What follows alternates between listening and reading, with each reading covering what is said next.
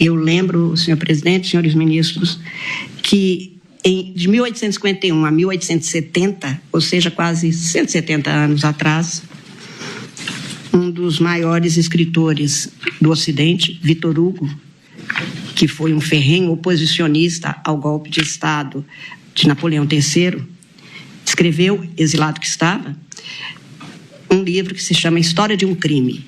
O crime é o golpe de Estado. E nesta obra há uma passagem que, vou me permitir ler rapidissimamente, um diálogo de alguém da Armada que oferece a uma pessoa, uma autoridade, apresenta algumas propostas. Eu vou fazer uma tradução livre, até porque o texto é rapidíssimo, é breve.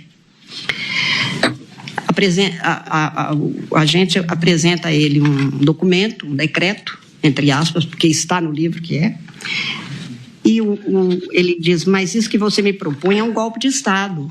O outro diz, você acredita nisso? Ele diz, sem dúvida. Nós somos a minoria e seríamos a maioria. Nós somos uma porção da Assembleia e agiríamos como se fôssemos a Assembleia inteira. Nós que condenamos a usurpação seríamos os usurpadores. Nós, os defensores da Constituição, afrontaríamos a Constituição. Nós, os homens da lei, violaríamos a lei. É um golpe de Estado. O outro responde, sim, mas um golpe de Estado para o bem. Ele diz, o mal feito para o bem continua sendo mal. Diz, mesmo quando ele tem sucesso, ele diz, principalmente quando ele tem sucesso. Por quê? Porque então ele se torna um exemplo e vai se repetir. O outro ainda redargue, mas a razão de Estado existe. Ele diz, não, o que existe é a lei, é o Estado de Direito. Ministra Carmen, Vossa Excelência concede uma parte. Todos, ministro. Olha que eu sou literal em relação a esse ponto. Todos desde que rápidos, porque também nós mulheres ficamos 2000 anos caladas, nós queremos ter o direito de falar. A senhora Mas sabe. Eu concedo, como sempre, está no regimento do Supremo, o debate faz parte dos julgamentos, tenho o maior gosto em ouvir, eu sou da prosa. Ministra Carmen, eu agradeço sua gentileza, e o ministro Gilmar aqui presente, nosso decano e meu professor, há pouco me perguntou, Flávio, teu voto foi tão curto, e eu disse, Gilmar, é porque eu uso uma técnica que chama banco de horas, eu faço o voto curto para fazer muita parte. Então, nossa, mas vai descontar tudo no meu, não? Não, ainda tenho do Zanin. E eu prometo ser muito breve, porque a alusão... o do ministro Zanin é bom, é um bom voto para se cortar bem. Que aí não vai ter nem a aplicação da Lei Maria da Penha.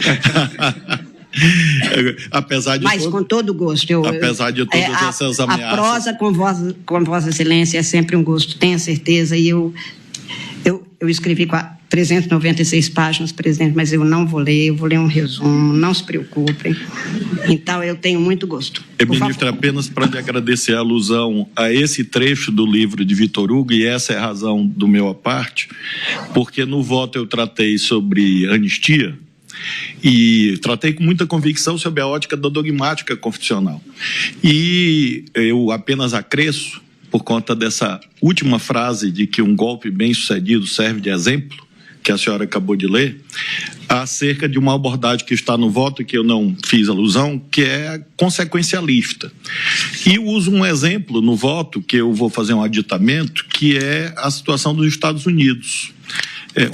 Anteontem, infelizmente, houve um grave crime político. Um jovem, que é de uma posição política aparentemente do lado do atual presidente dos Estados Unidos, mas pouco importa, levou um tiro.